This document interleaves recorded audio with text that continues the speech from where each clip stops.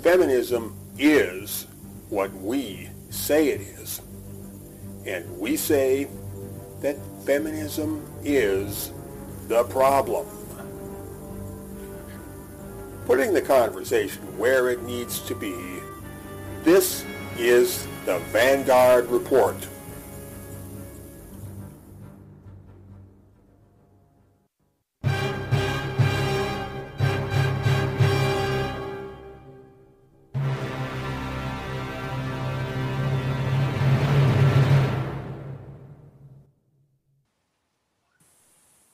Hello to all of our friends around the world. Today is Monday, January 12th, 2015, and this is episode number 34 of the Vanguard Report, where we talk about all things feminism and how to get rid of feminism. All right, the word non-feminism seems to imply that feminism must have an end, either a conceptual end or an historical end. In other words, the word non-feminism sets a limit on feminism. It suggests that feminism as a category has boundaries, and that beyond those boundaries, the category has no further application. Well, the feminists hate this because it means that there is a world beyond feminism where feminism has no inherent reason to meddle or to insert itself.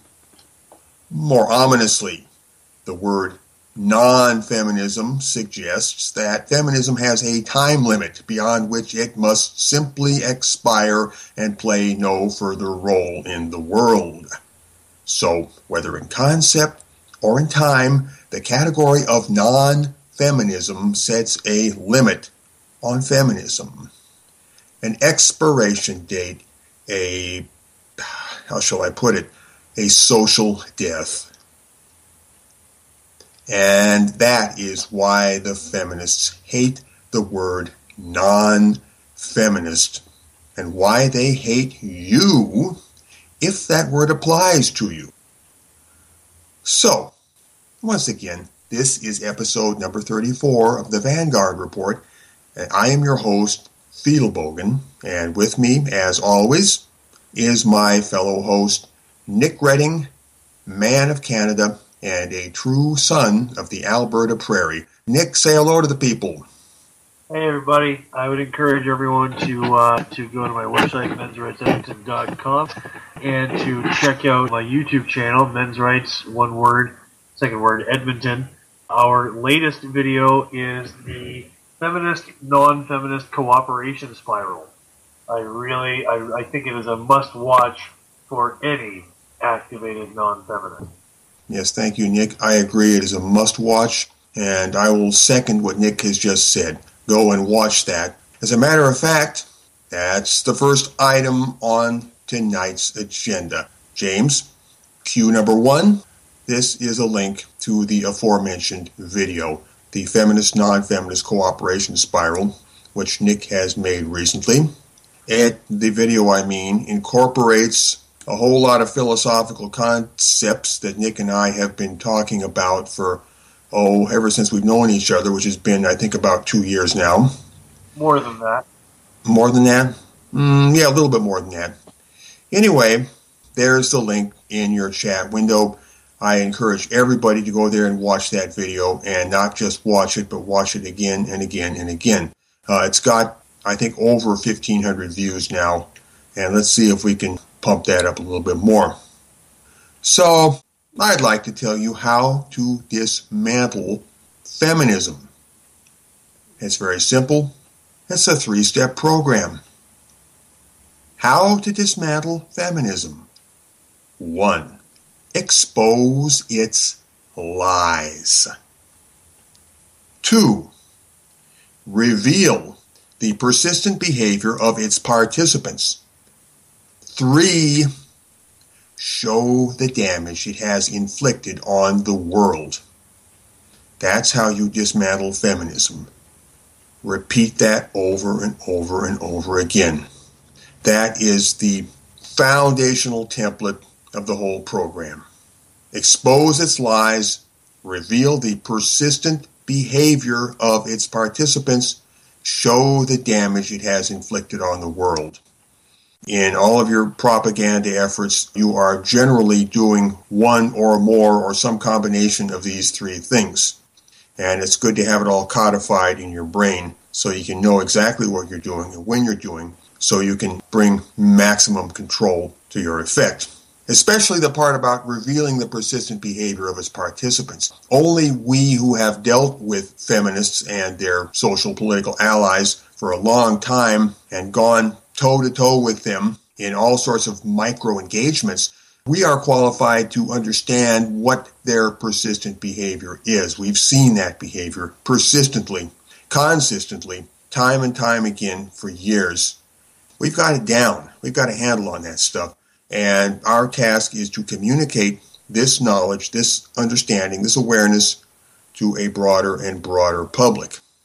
And what we talk about later in the program today will sort of hook into that. Anyway, James, cue number 1. I know I said it before, but there it is again, cue number 1.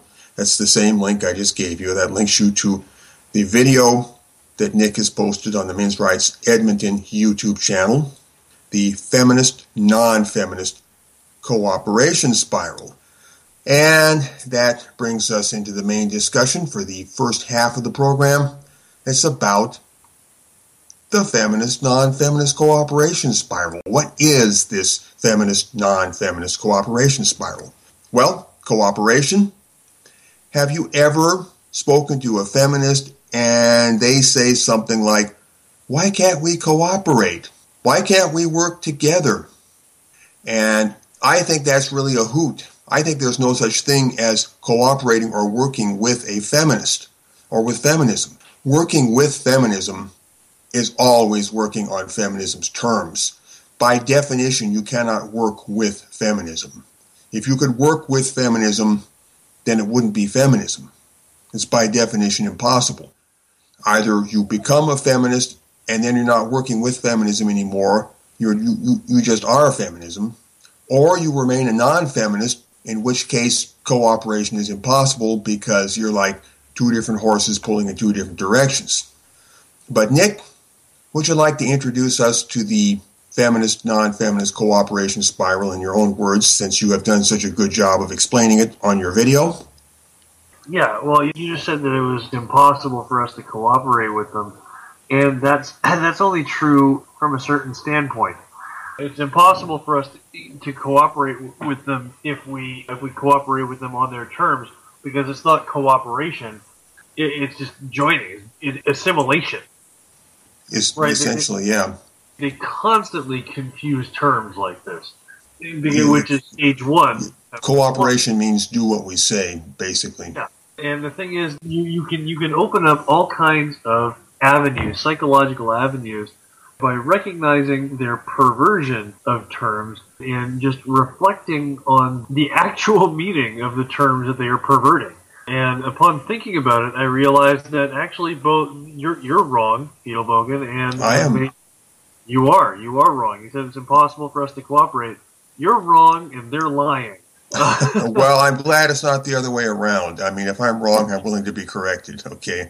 You're wrong, and they're lying. We are cooperating. Between us and them, we do an amazing job of showing everyone just how crazy they are. We are cooperating means we are operating co. Yeah, we're cooperating. We're working towards. We're operating. We're definitely operating. We're operating. They're operating, and we're operating co, meaning with each other or beside each other. So by a stretch, yes, you could call that cooperation. So I stand corrected. Maybe we can cooperate with them, but we are cooperating towards the target zone. And the target zone is where feminism has fallen into the same disrepute as racism. I have repeatedly stated over and over again, that is my goal. Social death, the social death of feminism, yes. That's not to say like you will still find racism out there. In fact, some people would argue that it's becoming more popular with the rise of social justice. But that's a topic for another show. Say goodnight to the bad guy. Yeah, as far as everybody knows, racism is a bad thing, and they don't even know why. They just know that it is. So it's accepted on a dogmatic level. Oh, Nick, be careful. You're walking on thin ice here. I know. I'm well aware of that. But I don't care because, since I started this, what I was faced with was the fact that we want this to get out to the masses. But the thing is, in order to get anything out to the masses, you have to dumb it down because the masses are fucking retarded. Well, that's not a very nice way of putting it, but I would put it as you can communicate simple ideas to a lot of people, or you can communicate complex ideas to a few people. And it's unfortunate that in order that you have it's like printing a black and white image, or it's like trying to print a color image off a black and white printer. When these people see it, there's all kinds of nuances that they're just not going to get. So you have to, when you broadcast your image, if you broadcast your image in color, it has to the colors are only visible to people who can see the colors. The colorblind public, as long as you get the vague idea out to them, you can't ever correct witch hunting mentality. I hate it. I wish we could get rid of it. I am frustrated that I get called racist over the most trivial issues. But you know what? Or no issue at all. Or no issue at all. But you know what? That's the way people are going to behave. So you can either fight a windmill, or you can make peace with it. Now just don't fight the windmill. Doesn't mean you have to make peace with it. It's a slippery slope. I admit, getting people to dogmatically adhere to your beliefs, but it's the only thing that's going to take feminism down. I'm sorry. Well, that may be true. And on that note, why don't we dig into the mechanics of the cooperation spiral itself?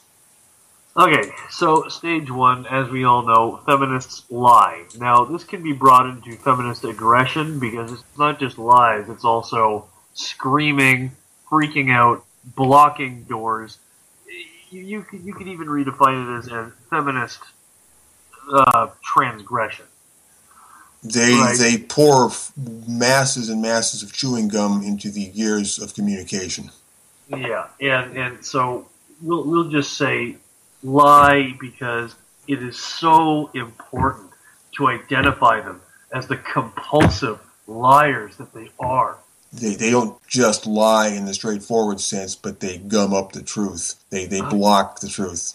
They hate it. This is why I've had social justice warriors. When I was younger, I had them try to seduce me by telling me that I'm too smart to believe in truth. You're too smart to believe in truth. Okay. And you and I were talking about this. We believe in objective truth. Well, maybe it does take a kind of intelligence to perform the necessary mental gymnastics to avoid the truth. I mean, they're geniuses. They're geniuses. They're good at what they do. Stupidity is not a lack of brain power. It is an attitude. That is important to point out too. So anyway, it may be a lack of brain power in some cases, but you can be a brilliant liar. And I think at that point the issue becomes more psychological than cerebral. So stage one, feminists lie, and that spawns those of us who have a problem with compulsive liars. Everybody lies. No one is completely without sin, right? But there's a point where you say these people are lying all the time, and this is all they can do. So if you are the right kind of person, you can't help but critically examine the nonsense that comes out of their mouth and do it in front of everyone, which leads us to stage 3, the middle mass awakening. Now, if you watch the video, you'll see what I mean by the middle mass. They're neutrals, we'll call them for short. People who are neutral, they see what you're doing, and any belying prejudices that they had, either towards feminism or against it, become more galvanized, more vulcanized. I would say that the ones that lean toward feminism get pushed more toward feminism. The ones that lean away from it get pushed more away from it. Yeah. Eventually, if I may interject here a little bit, the goal is to take the ones who merely lean toward feminism and push them entirely into the category of feminism. In other words, to get the hell off the fence and decide what side they're on. And the same in the opposite direction. The ones who are mildly hostile toward feminism need to become a lot more hostile. Yeah. So in the long run, it's polarization that we aim to create. And you've pointed out something very important that I left out, which is getting people who somewhat identify with feminism to go to their default and really fall in love with it, because then when they really accept that nonsense, they will abandon all pretense of seeming reasonable, as we have seen time and time again. They will really self-flagellate in everything. And more people will see, right, that in itself will cause a middle mass awakening. But immediately, as far as the spiral is concerned, feminists they're not so much concerned with the new recruits that they're getting, because they are concerned with the threat of the rising non-feminist revolution. That's right. And they're circling the wagons, I would say. Yeah, they're circling the wagons, all right. In a spiral.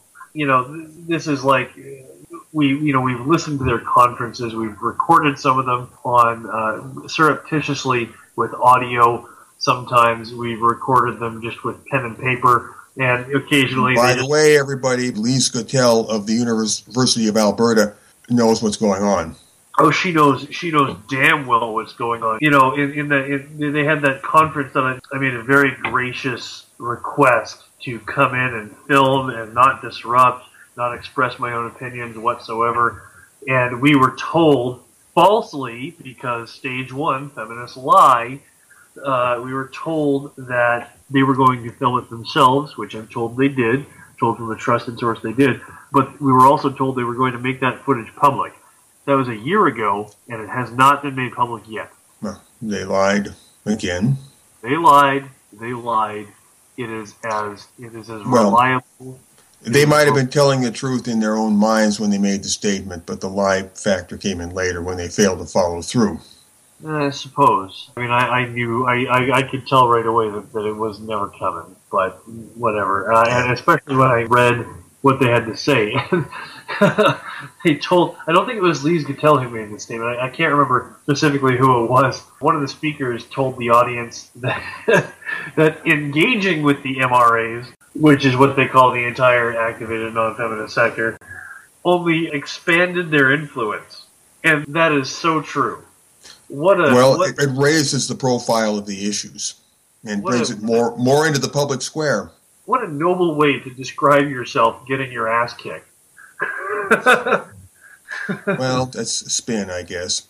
So anyway, where was I? So we're going through the spirals, and the cycle repeats itself over and over with greater intensity at each iteration. Finally, it spirals down toward a singularity, which we call the target zone. Yeah, and the target zone is, like I said, it is when feminism has fallen into the same disrepute as racism, and I don't think that or suffers social death, as I've said here a couple of times.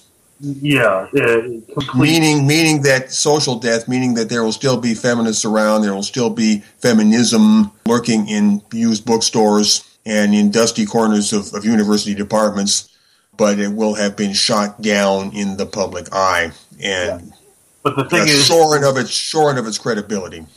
Yeah, and the thing is, I've discussed this with the guys from Australia.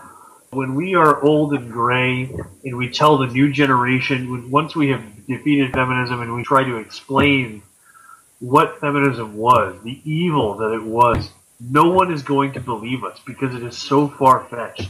We will be keeping records and passing our wisdom tradition along. That's something we've got to see to.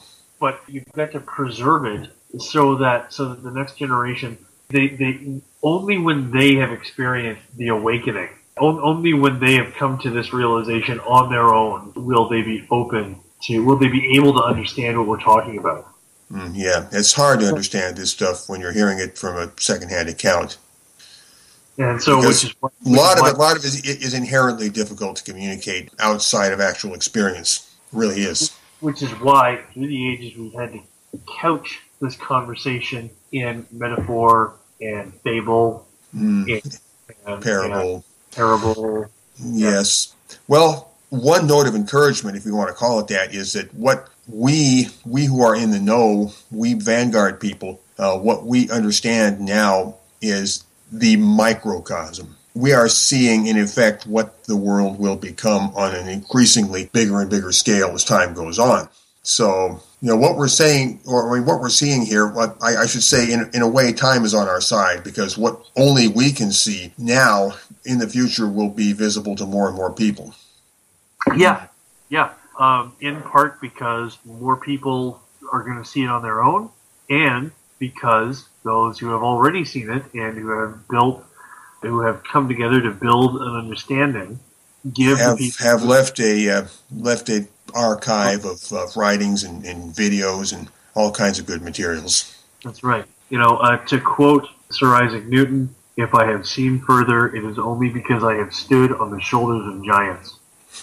Well, it's nice to think that maybe I'm a giant, you and I, and others.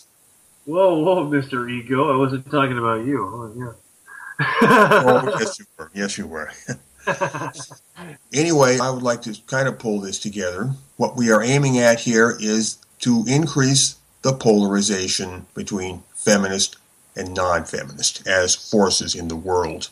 We have the middle mass now. I think what we want to see happen over time is a shrinking and withering away of the middle mass as people within that mass migrate either toward feminism or toward activated non-feminism or just non-feminism. In effect, I think we should see the middle mass pretty much disappear.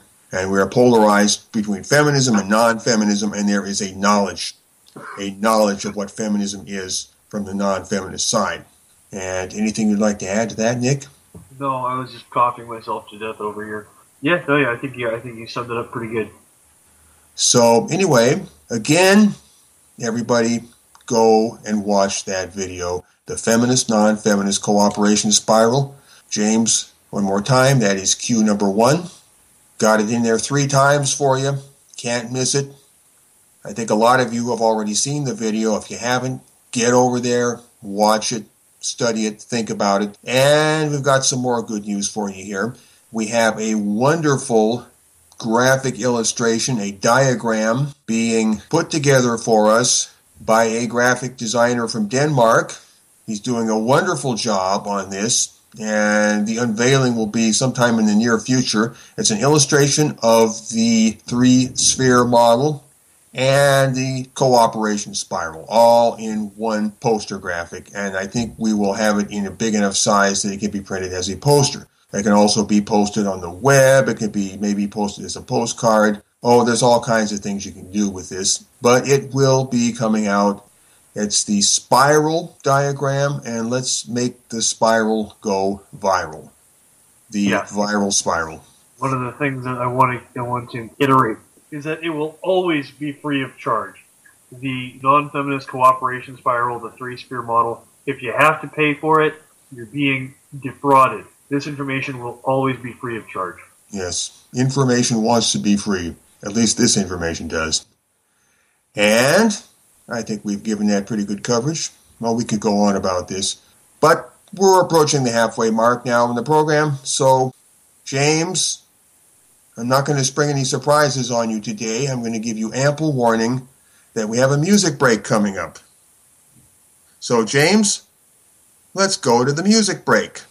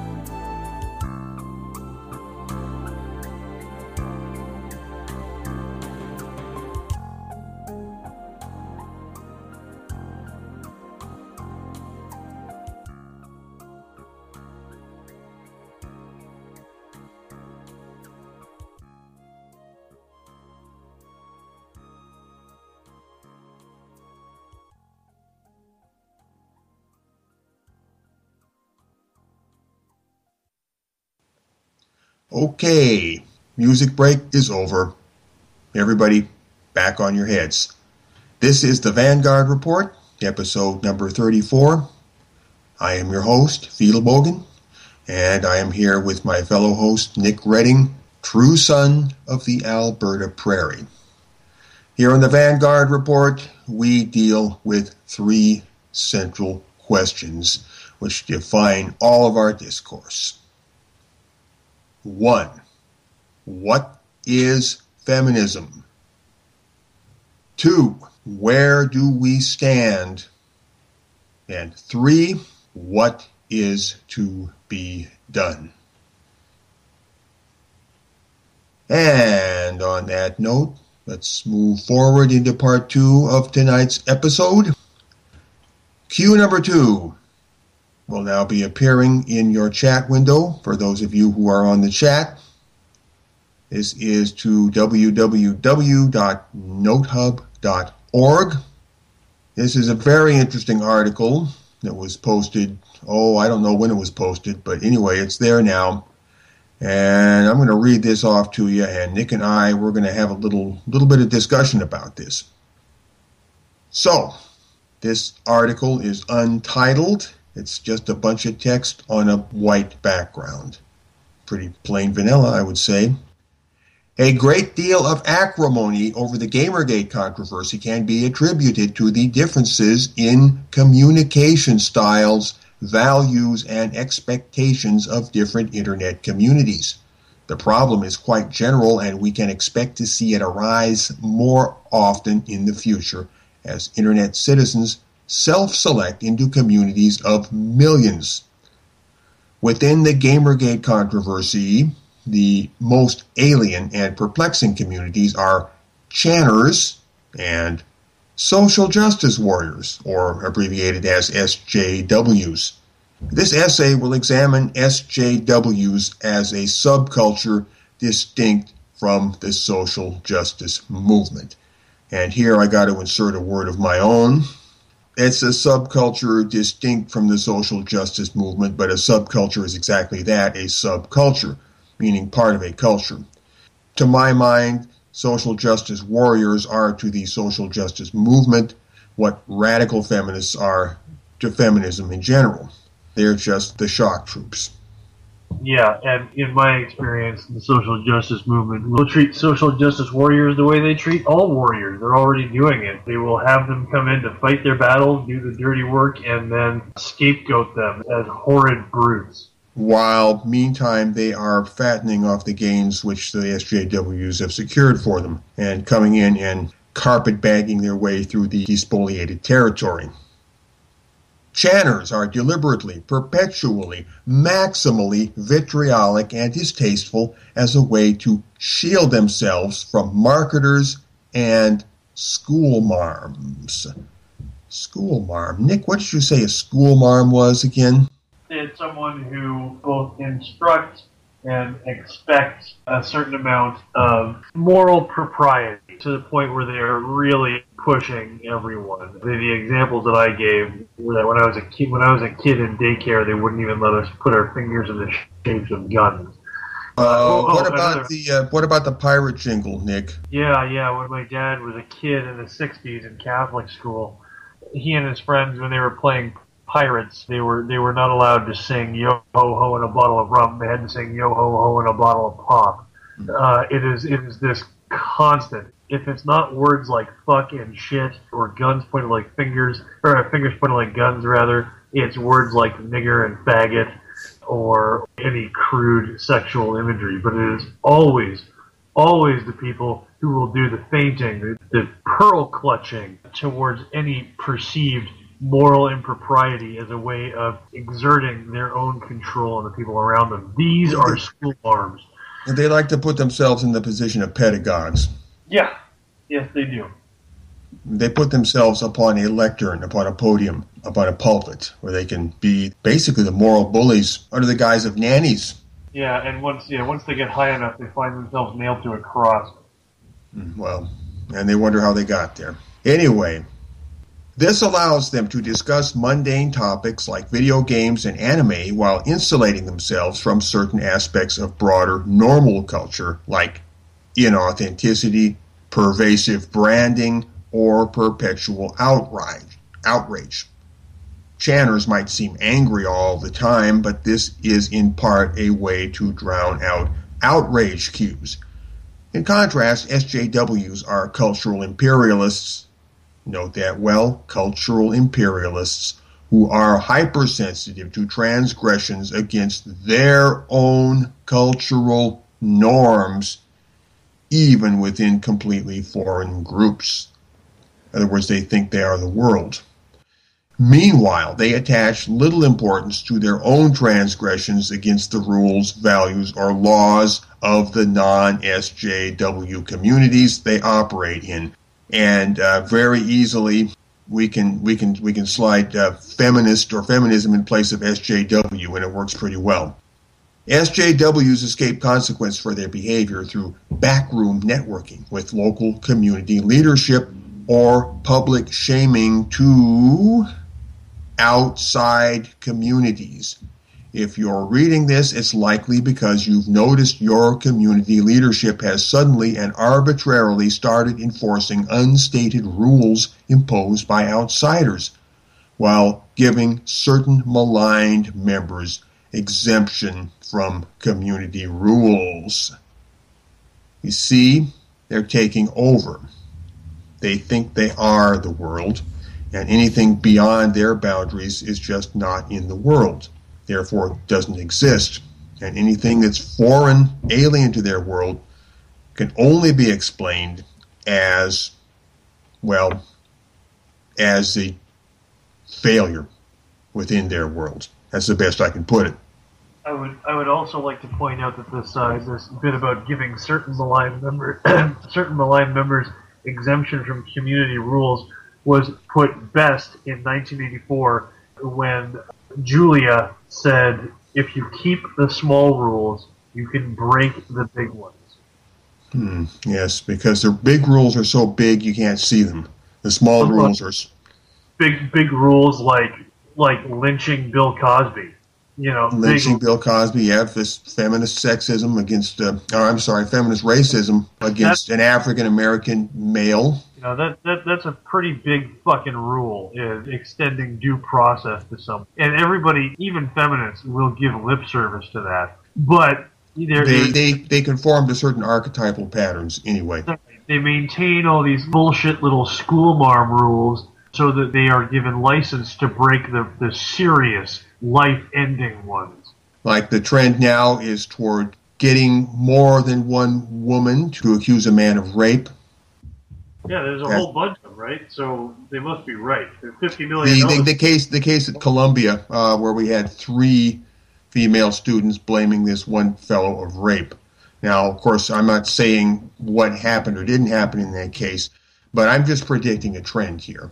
When it comes to he said, she said, they're going to try to load the scale on the she said side with sheer numbers.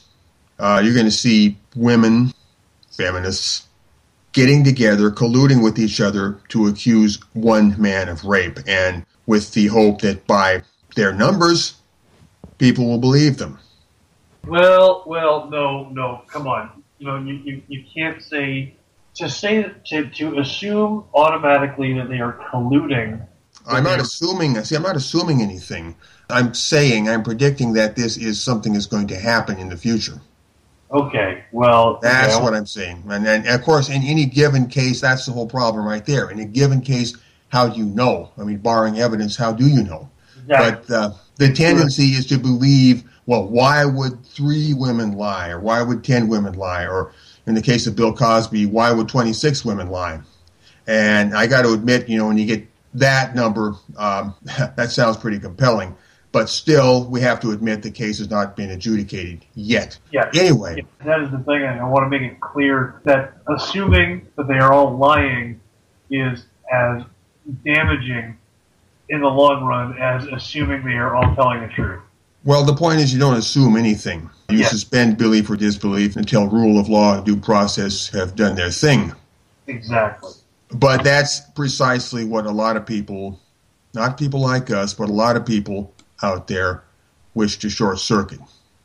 Anyway, listen and believe. It must be understood that SJW culture operates on a hierarchical hub and spoke communications model, meaning the speaker is in the middle and he's broadcasting radially out into the world around him through various channels. There are vetted opinion makers who broadcast messages to their fans. Interestingly, Brian Keeger's analysis seems to indicate that different anti-gamer broadcasters have mostly non-overlapping fans. There's a link there which you might want to follow. It's interesting. This essay considers the anti-gamer movement to be a subset of SJW leaders who broadcast a shared derogatory message about gamers and their followers. Very important point there. The anti-gamer movement is a subset of SJW leaders, or the SJW culture, or more broadly speaking, the social justice culture. Keegan's analysis seems to contain a catch-22 that's worth noting. Why would Keegan say that low levels of engagement with anti-gamers indicated insularity by gamers, and simultaneously that high levels of engagement indicated harassment? I think the answer is the unstated preconceptions he brings with him. Keegan's problem isn't with the level of engagement per se, but the failure to engage within the semi-broadcast model normalized and expected by SJWs. Now here, to my mind, is where things start to get interesting. Failure to engage within the model normalized and expected by the social justice warriors. They are, in effect, recruiting you, drafting you into their cultural model and their whole view of reality, and forcing you to operate within it. And when you fail to do so, when you operate by the rules of your world, then that's it. You are a transgressor. They don't care what world you come from or what rules you're operating by. They just don't have that ability to reach out to a different cultural sector and make allowances for the difference. Sea lioning. In the SJW hierarchical model, there's a certain level of passivity expected of non-vetted conversants. You can compare this to lurk more in Chan culture. Lurk more is used when someone reveals an ignorance of local custom and history. SJWs are unique among internet communities in that they want their own customs. They want their own customs to be the default everywhere. They take the social justice tradition of safe spaces and suggest that every space should be a safe space. Everyone needs to conform to SJW culture. They are also unique in that they require not just familiarity with local ideas, but agreement with those ideas, which sounds totalitarian. Now, what I want to point out is that the lurk more, telling people to lurk more, is telling people to learn, telling people to observe, telling people to shut their mouth and learn, and then they can speak when they know more. That is the diametric opposite of the social justice warrior method, telling people where they encourage ignorance. They don't want you to know more. They just want you to shut up and agree. Well, no, Nick, I'm going to disagree a little bit there. They want you to lurk more and learn their way of talking, their way of communicating. And then once you've learned that, then you're free to talk their way.